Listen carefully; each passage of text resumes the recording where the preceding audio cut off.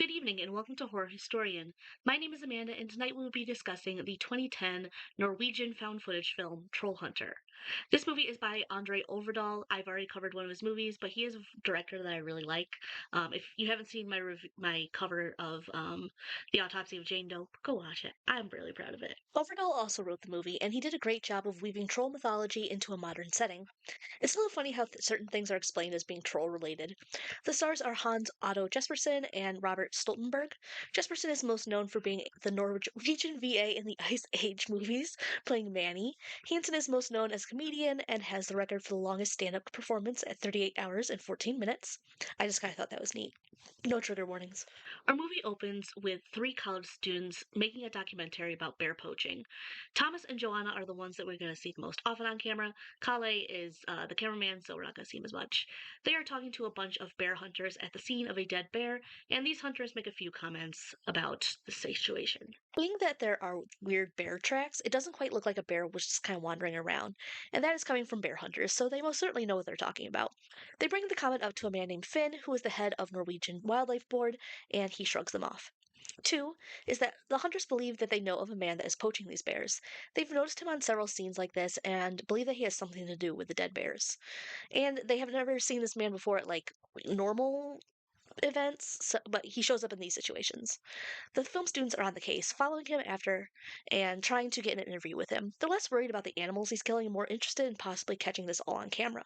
They approach him twice, and he doesn't seem outwardly dangerous to them. He's mostly annoyed that they are following him, especially when they're on the same ferry as he is. He certainly does not expect them to go to the lengths they go through to get information out of him, and they are destined to get more than they are bargained for. They follow him into the night, giving a little bit of space between the two of them in hopes of not getting caught. They follow him into the woods and where he's walking, and as they're walking, we can slowly see this bright flash of light up ahead of them. And it's low to the ground, so it's something to do with him, but they don't know what's going on. The suspected poacher, who is named Hans, runs up after them screaming the word troll, and they are taking off after him because he's running from something. They can hear it moving around the woods with them. Thomas ends up being bitten by whatever it is, and they get into Hans' truck to take off. They find their own car flipped over and absolutely destroyed. The smell of whatever is on it is something else entirely. On top of Hans's vehicle is a giant UV light, what he uses to absolutely blast the troll that had been chasing them. All that light causes the troll to turn to stone, where it's broken apart by Hans over the course of the night. He calls Finn and lets him know where they to bring the bear corpse, and he is planted there by some guy. Apparently it's the wrong type of bear, but they need some excuse for the local animal disappearances. He is the one putting down some bear tracks with these bear paws on stilts. We then get a little bit of information what they are dealing with. Trolls are real. They grow more heads the older that they get, and if they are older and they are hit with sunlight, they turn into rocks. So the troll that they had seen that night was pretty old. Hans is the only troll hunter in Norway, and normally things are fine. He's not dealing with trolls that often. But the trolls have really been acting up and they're leaving their territories, which is uncommon. Considering that they're top secret, this is not good news for Hans. So I think that's probably why he accepts this documentary. We enter his RV and find a bunch of troll stench and troll tails. He uses all that stench to make sure that the trolls leave his vehicle alone, as they normally love to chew on the tires. If the vehicle smells like troll, they leave him alone. The students decide that they're going to stick with Hans for a while. They want to film everything that he does, and he is more than happy to open his life to them. It's an exhausting job that he does, and it requires a lot of physical and mental stress, and honestly, there's not many benefits. He is going to take them on an adventure to hunt a ringlefinch, which is apparently going to require some goats and a suit of armor.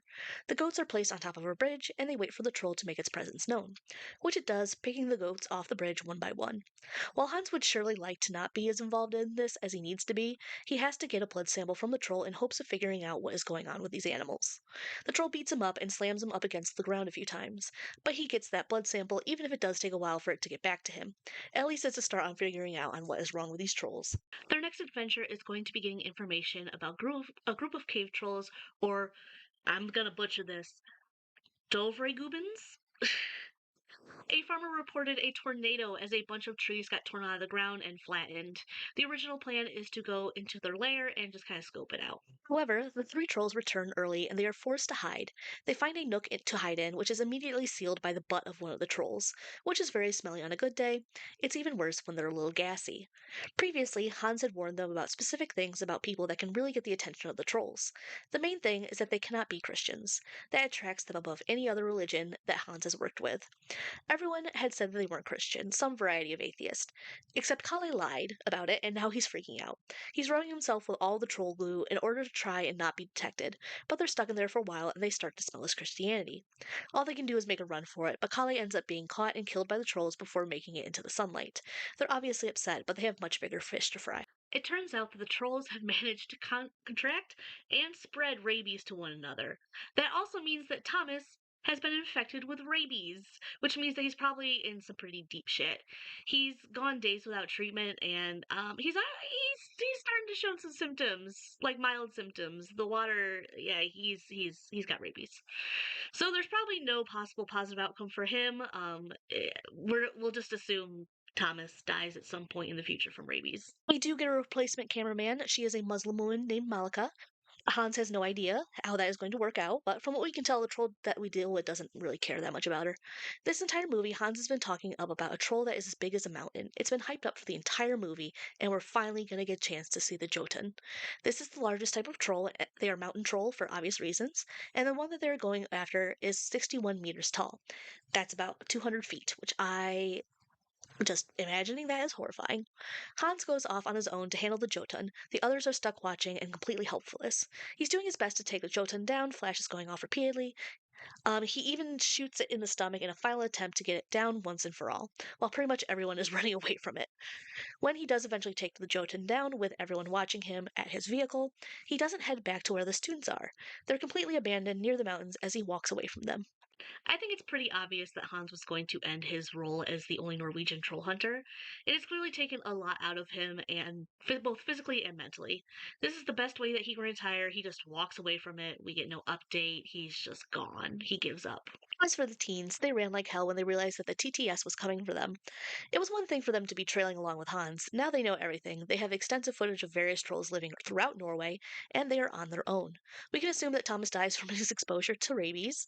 Joanna and Malika probably survived. I like to think that they are the new troll hunters in Norway, since they have a job opening, one that a lot of people are unlikely to want to jump into. The movie actually ends with a government official admitting that there aren't going to be certain changes because the trolls will get out. He just fully says that trolls are real on television and no one bats an eye.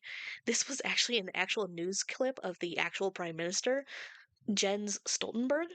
It was very obviously edited, but it's really funny with that little bit of information. This movie's a lot of fun, and it's a great combination of modern existence and folk tales. Having this movie be a found footage film makes perfect sense to me, and it benefits the special effects as well. They're great.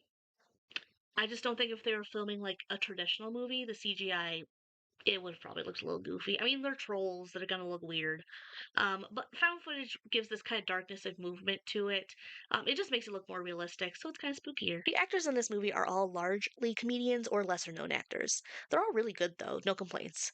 I never would have guessed that Hans was played by a comedian. He's kind of stone faced throughout the entire movie, all the way until the end. He's also pretty much the only fleshed out character.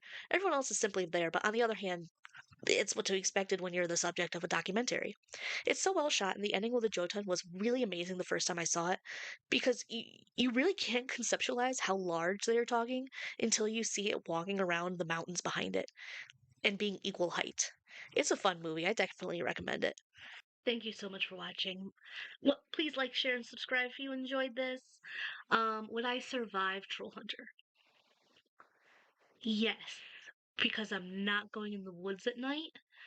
I'm not a Christian. Yeah, I think I'd be good. I think. I used to be someone that used to walk around at night a lot. I don't do that anymore because I I watch enough true crime where I'm like, that's dumb. So I'm not walking in the woods and I'm not gonna find a troll. And you know what? If I get bitten by anything, I'm getting rabies shots.